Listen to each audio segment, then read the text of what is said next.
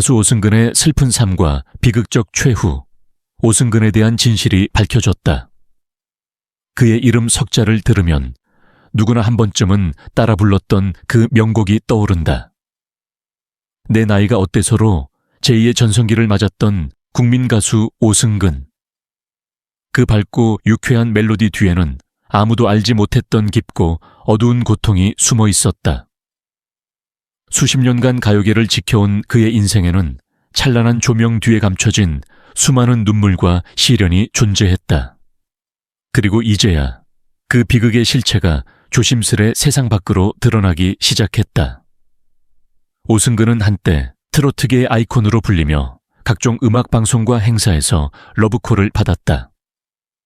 특히 가요 무대에서는 그와 절친한 가수 백음성, 박성철과 함께 무대를 빛내며 노년의 낭만과 열정을 대변하는 존재로 자리매김했다.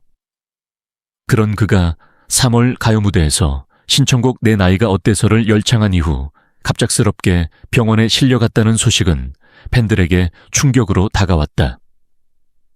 다시 도진 지병 때문이라는 보도가 나오면서 그의 건강이 생각보다 훨씬 위중하다는 사실이 밝혀지기 시작했다. 하지만 이 갑작스런 입원 소식은 단순한 건강 악화로 끝나는 이야기가 아니었다. 오랜 시간 그가 견뎌야 했던 병마, 가족과의 불화, 그리고 대중에게 비춰지지 않았던 경제적 고통까지. 그의 삶을 둘러싼 진실은 마치 소리 없는 폭풍처럼 조용히, 그러나 무섭게 그를 짓눌러 왔다.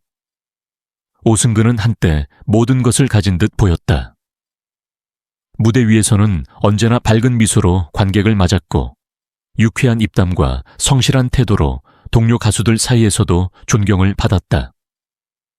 하지만 그 내면에는 오래전부터 누적된 외로움과 상처가 차곡차곡 쌓여 있었고 그것은 시간이 흐를수록 더욱 짙어졌다. 특히 아내와의 사별 이후 그의 심리적 충격은 상상 이상으로 컸다.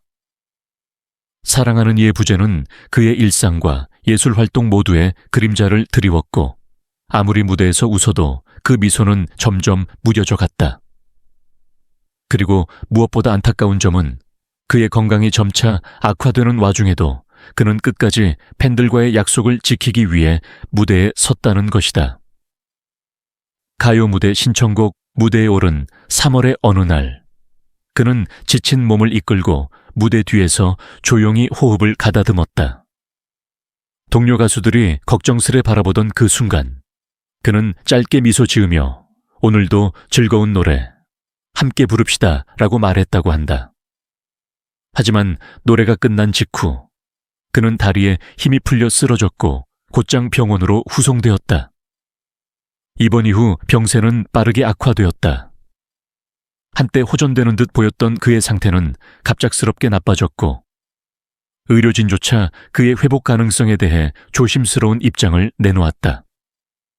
이 모든 과정 속에서 그의 오랜 팬들과 음악계 동료들은 믿기 어려운 현실 앞에서 그저 침묵할 수밖에 없었다.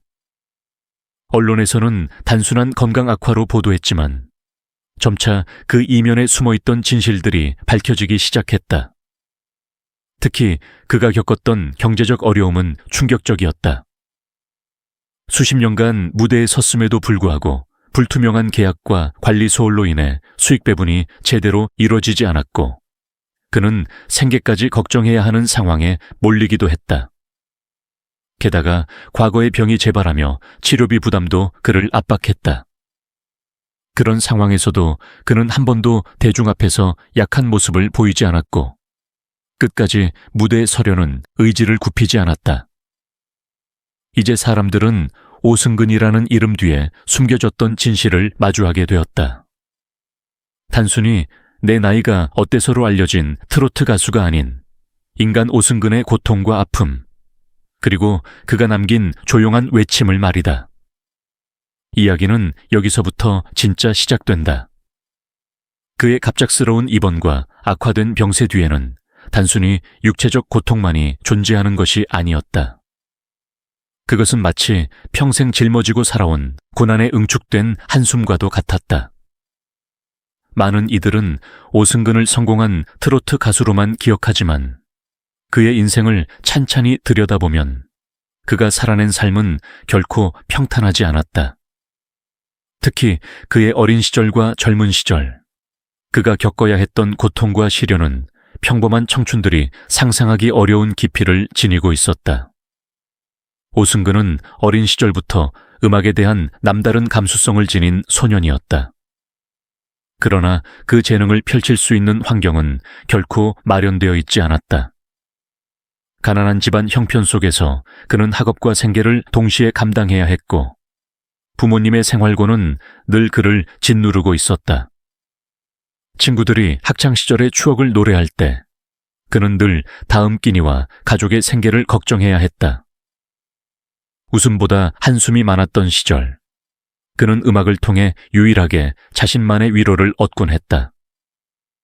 1968년, 겨우 18살의 나이에 당시 고등학교 2학년이었던 오승근은 동료 뮤지션 홍순백과 함께 투에이스라는 듀엣을 결성하며 처음으로 음악계에 발을 들였다.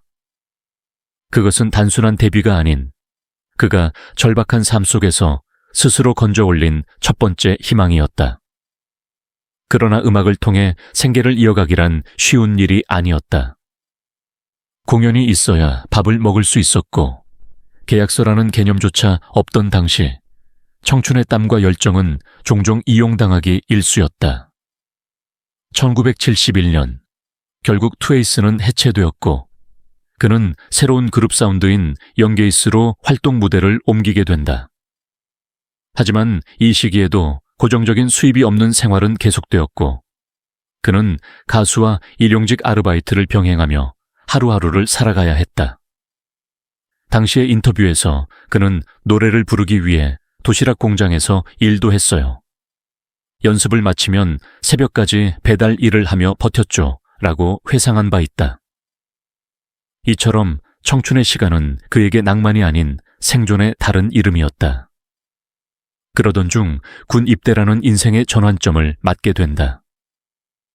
잠시 음악을 내려놓아야 했던 시기였지만 그는 군 복무 중에도 여전히 노래를 포기하지 않았고 부대 내 위문 공연에서도 그의 재능은 주목받았다. 1974년 제대 후 그는 이명재와 함께 금과 은이라는 그룹을 결성하며 다시 무대 위로 돌아온다. 여기서 그의 인생은 처음으로 대중의 관심을 받기 시작한다.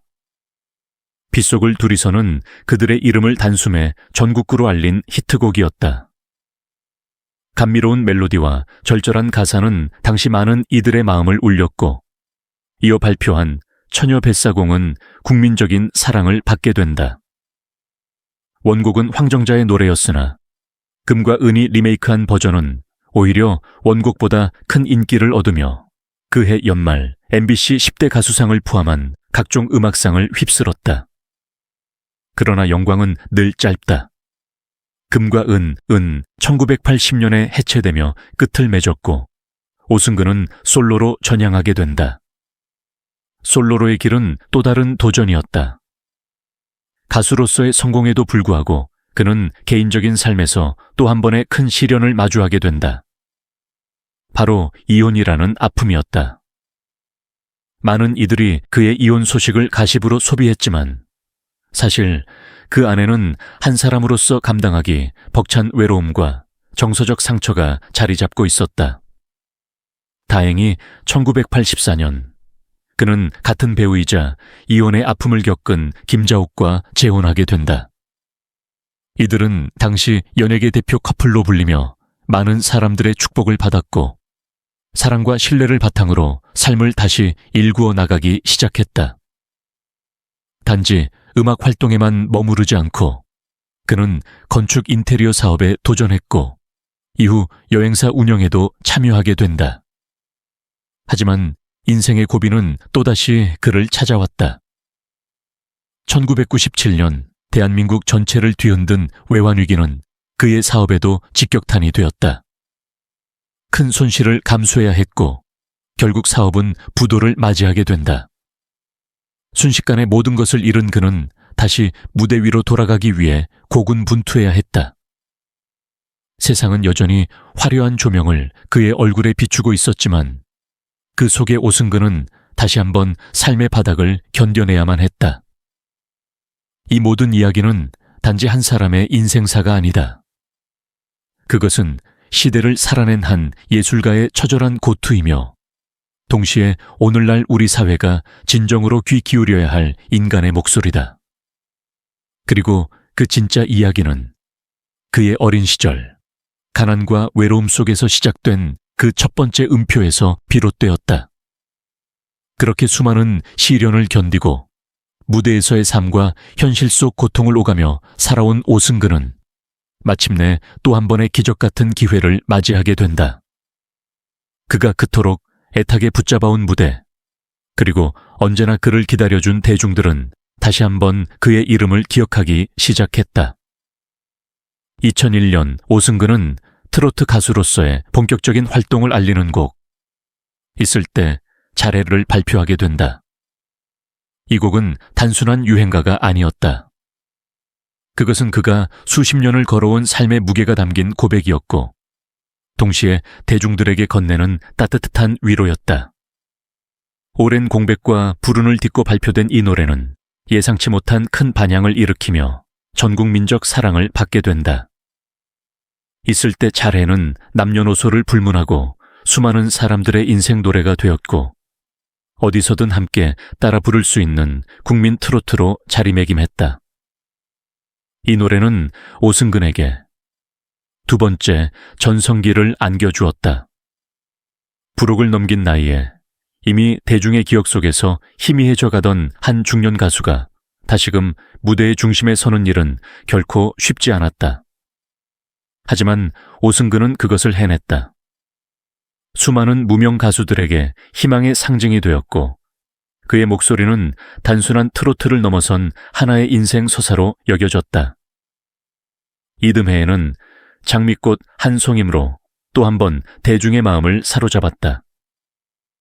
감미로운 멜로디와 정겨운 가사가 인상적인 이 곡은 중장년층뿐 아니라 젊은 세대에게도 통했고 다양한 방송에서 끊임없이 소개되며 트로트 열풍의 중심에 오승근이 있음을 다시금 각인시켰다.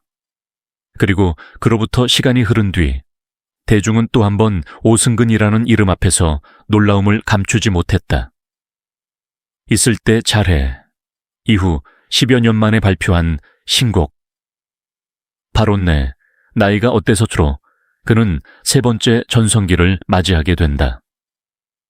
이 노래는 그야말로 시대를 초월한 명곡으로 젊은 세대와 장년층 모두의 노래방 애창곡으로 자리 잡았고 각종 예능 프로그램, CF 행사장 등에서 빠지지 않는 국민 트로트로 승화되었다.